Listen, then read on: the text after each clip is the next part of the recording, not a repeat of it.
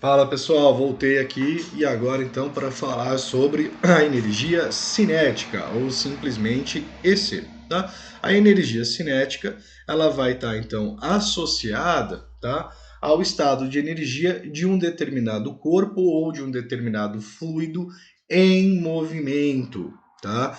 E dessa forma ela vai estar associando para gente a massa desse fluido, tá? E a sua velocidade. Tá? Normalmente a gente diz para vocês que a energia cinética, tá? Ela é integral, tá? Da quantidade de movimento de um corpo.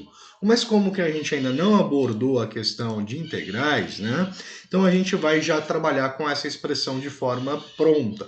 No caso, então, a energia cinética é nada mais que a massa do corpo vezes a velocidade com que ele se movimenta elevado ao quadrado, dividido por 2, tá? Então é essa forma que a gente utiliza para medir essa energia cinética, tá? No último vídeo eu vou estar trazendo alguns exemplos de aplicação, tá, gente? Então fiquem tranquilos, né, quanto à energia potencial e quanto à energia cinética. Aqui é mais para a gente estar conhecendo o que são essas energias, tá? Então, no caso de um exemplo, como a gente já viu anteriormente, depois da equação da continuidade na aula passada, eu trouxe aqui então um Venturi, tá?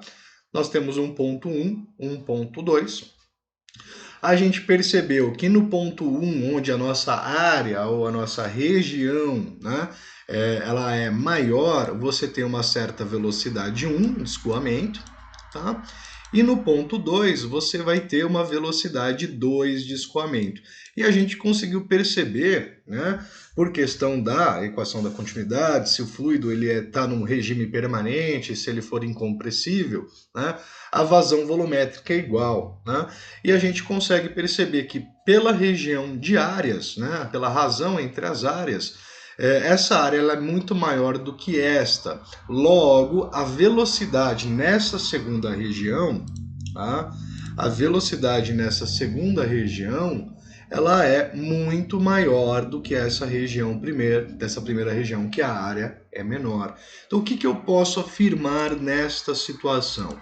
Eu posso dizer que a nossa energia cinética em A, tá? Ela é menor que a nossa energia cinética em B, tá? Porque tecnicamente a massa ela permaneceu com a mesma, né?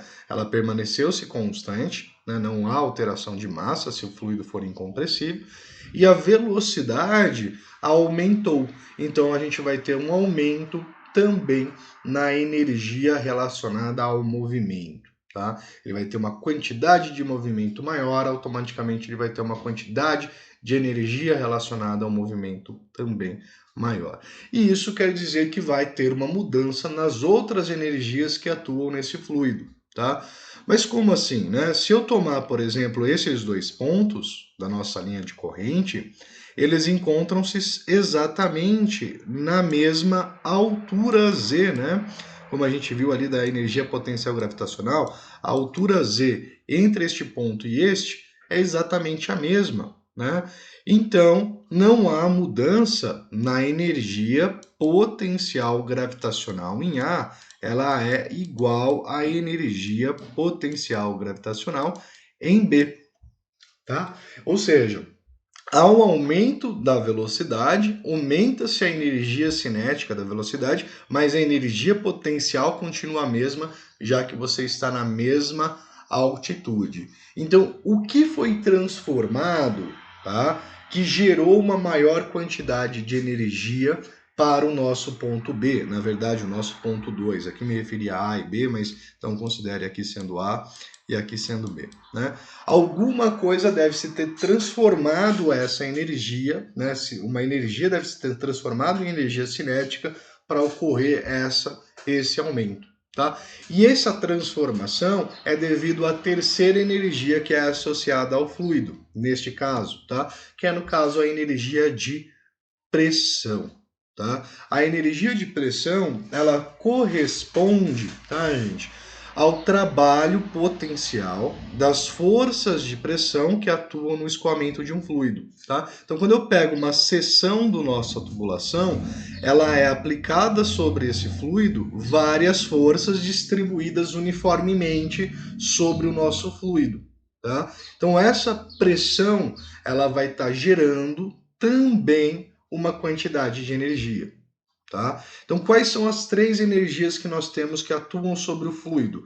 A energia de pressão, a energia potencial gravitacional e a energia cinética.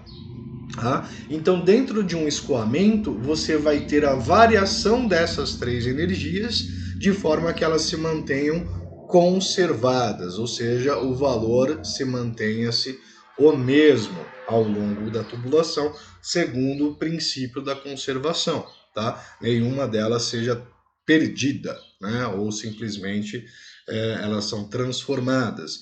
Então, nesta situação que nós vimos, não há alteração na energia de pressão, não há alteração na energia potencial, tá? Mas há uma alteração da energia cinética. Né? Então o movimento aumenta a energia cinética. Mas da onde que veio essa energia que foi transformada? Né? Da onde que surgiu essa energia cinética desse movimento? Foi da transformação dessa energia de pressão. Tá? Então provavelmente em A eu tinha uma energia de pressão maior, né, que em B, e essa energia de pressão ela acabou sendo então transformada em energia cinética, aumentando a velocidade do escoamento. Tá? Então já estou dando aqui uma pequena introdução do que a equação de Bernoulli vai nos dizer. Tá? Mas então a energia de pressão ela está associada exatamente a essa distribuição de força sobre o nosso fluido em relação a essa distância. Agora, para determinar essa energia de pressão, tá? Ela é obtida pela integral da pressão em relação ao diferencial de volume, tá? E aqui nós temos aqui calculado em relação ao volume, tá? Então ele depende desse dV, esse diferencial de volume, as diferenças de volume na região, tá? Não vimos integrais ainda. Né? Então, o que nós podemos fazer? A gente vai usar uma forma simplificada se a gente considera, então, que a pressão ela é constante. Tá? O que eu digo assim? A pressão é constante. Não há variação na pressão, porque o nosso regime ele é um regime permanente. Tá? E se o nosso regime, então, ele é permanente, a pressão ela é uma constante. Então, essa integral ela passa a ser simplesmente, né, dada então como pressão vezes o volume. Tá? E dessa forma a gente consegue determinar essa energia de pressão que atua sobre o fluido. Tá?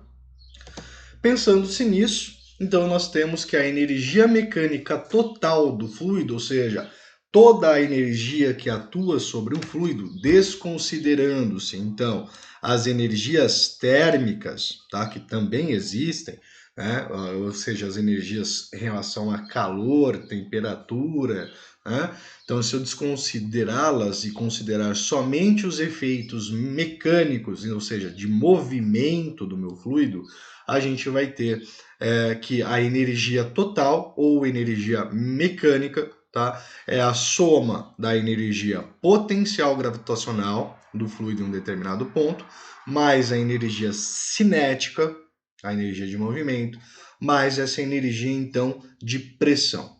Tá? Ou seja, a energia total de um fluido em um determinado ponto é a massa vezes a gravidade vezes a altura em relação ao plano de referência, tá? Mais a massa vezes a velocidade do escoamento ao quadrado, dividido por 2, mais a energia de pressão dada pela integral de pressão em relação ao diferencial de volume, tá? Que a gente vai acabar usando essa expressão aqui de forma simplificada para P vezes V, que é pressão vezes o volume. Tá?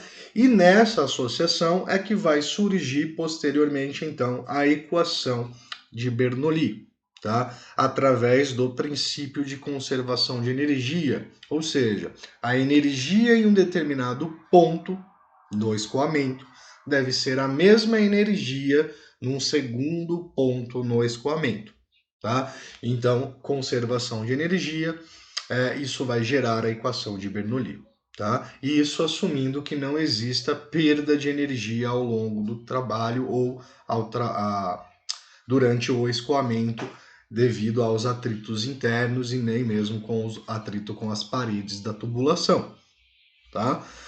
Professor, mas na realidade não há essa perda? Sim, né? E essa perda é o que a gente chama de perda de carga, que é o último tópico exatamente posterior à equação de Bernoulli, e essa perda de carga ela vai ser um ajuste ou uma complementação da equação de Bernoulli para sistemas reais, tá? Gente, esse vídeo fica por aqui e depois eu trago um outro vídeo para vocês, trazendo alguns exemplos de cálculo de energia, né, cinética, potencial e até mesmo de pressão. Então, até daqui a pouco. Grande abraço. Fui!